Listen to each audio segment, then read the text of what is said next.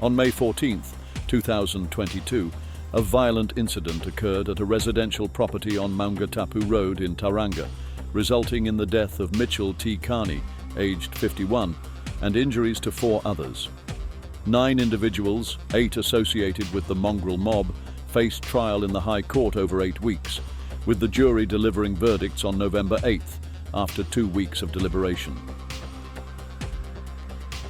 Sentencing took place on March 25th to 27th under Justice Beecroft.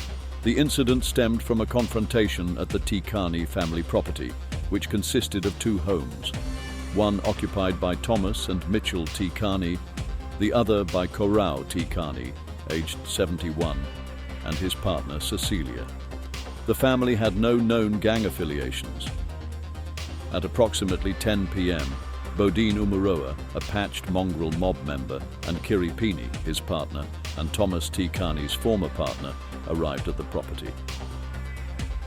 Pini, who shares 3 children with Thomas, stated she was there to retrieve clothing, but the court found their intent was to confront Thomas over a prior incident involving damage to her car. Bodine, who wearing his gang patch, demanded Thomas's whereabouts and threatened to waste him. When challenged to leave, Bodine pushed Korau Te Kani and brandished a wrench, and Pini struck her daughter during a scuffle. The situation escalated until Thomas returned with his cousin 𝗹𝗶𝗍𝗺, overpowering Bodine and disarming him. Feeling defeated, Bodine and Pini left, but vowed to return with the rogues. And Pini told Thomas, "You're done now." Within an hour, a group of approximately 20 Mongrel Mob members arrived in 5 cars, parking at the Maungatapu Road Primary School car park. CCTV footage confirmed the convoy's coordinated approach. Witnesses observed some carrying weapons, including bars, pipes, a tomahawk, and alcohol bottles. The group was chanting and making gang signals as it advanced up the shared driveway to the Te Kani property. The Te Kani men, Thomas, Mitchell, 𝗹𝗶𝗍𝗺, Isaiah, and Korau, formed a defensive line at the property's private driveway fork, holding a crowbar, cricket bat, and a leashed pig dog. The women stayed on the veranda, protecting the children. The initial verbal confrontation quickly turned violent, and bottles were thrown, damaging cars and striking Thomas. Korau was also hit on the forehead, sustaining a severe laceration. Isaiah's skull was lacerated by blows to the head.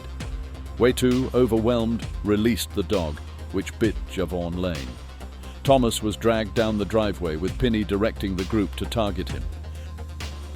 Thomas later struck Kevin Bailey with an axe handle, fracturing his skull.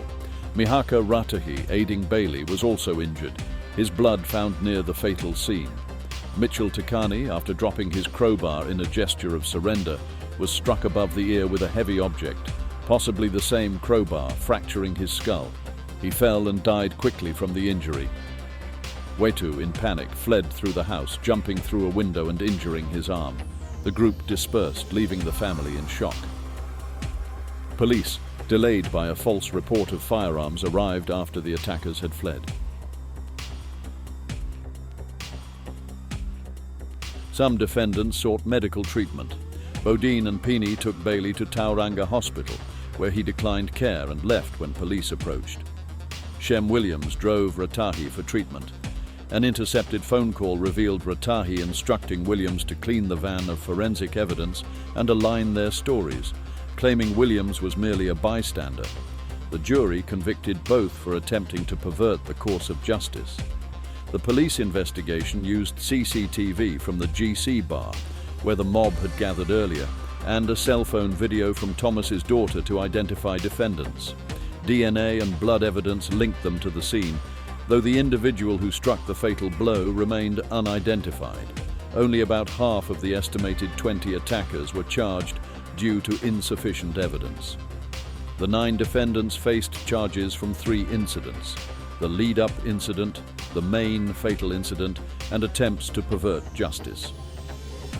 After the arrests and trial, 5 of the defendants, Bodine Umuroa, Kiri Pini, Jahvaun Layne, Mihaka Ratahi, and Witaiawa Robinson, were found guilty of manslaughter, as well as 4 separate assaults involving multiple victims. These included injuring Thomas Te Kani, assaulting 𝗹𝗶𝗸𝗁, and wounding 𝗹𝗂𝗃𝗃 and Korau Te Kani with intent to cause grievous bodily harm. 2 other men, Bailey and Hamiora Bennett, were also found guilty of the 4 assaults, but were not convicted of manslaughter. Bailey was acquitted, and Bennett's manslaughter charge ended in a hung jury. Shem Williams was acquitted of the manslaughter charge, but the jury could not reach a verdict on the assault charges. Similarly, the charges of manslaughter and assault against another accused, Milosi, also resulted in a hung jury. In related incidents leading up to the attack, Umuroa admitted guilt to charges of aggravated burglary, 2 counts of threatening to cause grievous bodily harm, and was also convicted of assaulting Korau Te Kani. Pini pleaded guilty to assaulting Mahura during that earlier confrontation. In addition, charges for perverting the course of justice were brought against some of the men.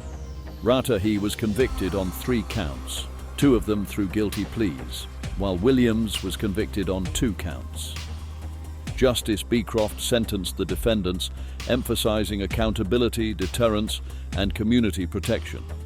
He identified aggravating factors: premeditation, use of lethal weapons, extreme violence, serious injuries, multiple attackers, vulnerable victims, especially Korau, property invasion, gang involvement, and vigilante action.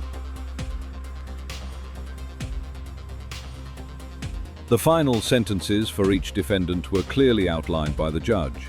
Bodine Umuroa received 13 years and 3 months imprisonment, with a minimum non-parole period of 6 years and 7 months. Kiri Pini was sentenced to 9 years and 6 months, with a minimum term of 4 years and 9 months. Bailey received 6 years in prison, with parole eligibility after 3 years. Hamiora Bennett was sentenced to 7 years and 9 months, with a 50% minimum non-parole period. Jahvaun Layne, 10 years and 3 months imprisonment, with parole eligibility after serving half that time. Both Mihaka Ratahi and Witaiawa Robinson were sentenced to 10 years imprisonment, each with a minimum period of 5 years before being eligible for parole. Lastly, Shem Williams was sentenced to 23 months imprisonment for attempting to pervert the course of justice, with leave to apply for home detention. These sentences reflect the court's strong stance on collective gang violence and the serious consequences of such conduct. Justice Beecroft called the incident mob violence and a descent into the law of the jungle unacceptable in New Zealand. He criticized the gang's twisted loyalty and urged the defendants to reconsider their actions, especially as role models for their children. While condemning the violence, he acknowledged their potential for rehabilitation, balancing punishment with hope for change. The Maungatapu Road incident was a tragic clash driven by gang retaliation, leaving a family devastated and a community shaken. The court's sentences aimed to hold the defendants accountable while addressing their personal circumstances. The Te Kani family's resilience endures, but the loss of Mitchell Te Kani remains an indelible scar. Sparta has obtained a copy of this High Court judgment, and it's available for anyone to download and read. Just check the description below this video. If you're looking for more thrilling and edgy gang and organized crime updates, don't hesitate, whack that subscribe button, spread and share the video, hit that like button, and drop your thoughts in the comments. Stay tuned, stay curious, stay awesome, and take care. Wu-Tang.